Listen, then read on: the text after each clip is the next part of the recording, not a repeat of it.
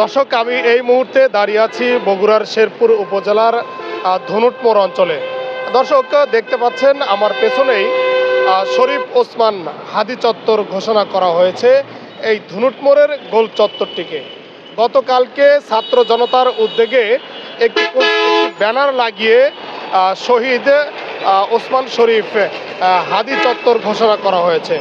দর্শক, গত 24 সালের যে 5 তারিখে ফ্যাসিস্ট সরকার এদেশ থেকে যখন পালিয়ে গিয়েছে, সেই শহীদ আবু সাইদ চত্বর কিন্তু এই স্থানটিতেই ঘোষণা করা হয়েছিল।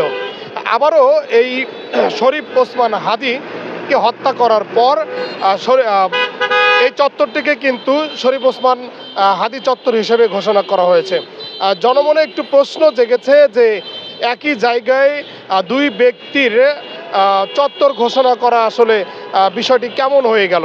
তো আমি একটু কথা বলেছি এবং জানতে পেরেছি যে এই জায়গাটি আবু সাইদ এবং শহীদ ওসমান হাদির চত্বর হিসেবে ঘোষণা করা হয়েছে, কারণ এই দুইজন ব্যক্তি বাংলাদেশের জন্য জীবন দিয়ে গেছে। দর্শক, যারা এই চত্বরটি ঘোষণা করেছে আমি কিন্তু তাদের সাথে কথা বলেছি। তারা কিন্তু এই বিষয় নিয়ে বিস্তারিত কথা বলেছে যে এই চত্বরটি, ধনুটমোড়ের এই চত্বরটি, গোল চত্বরটি দুইজনকে নিয়েই চত্বর ঘোষণা করা হয়েছে। যেমন শরীফ ওসমান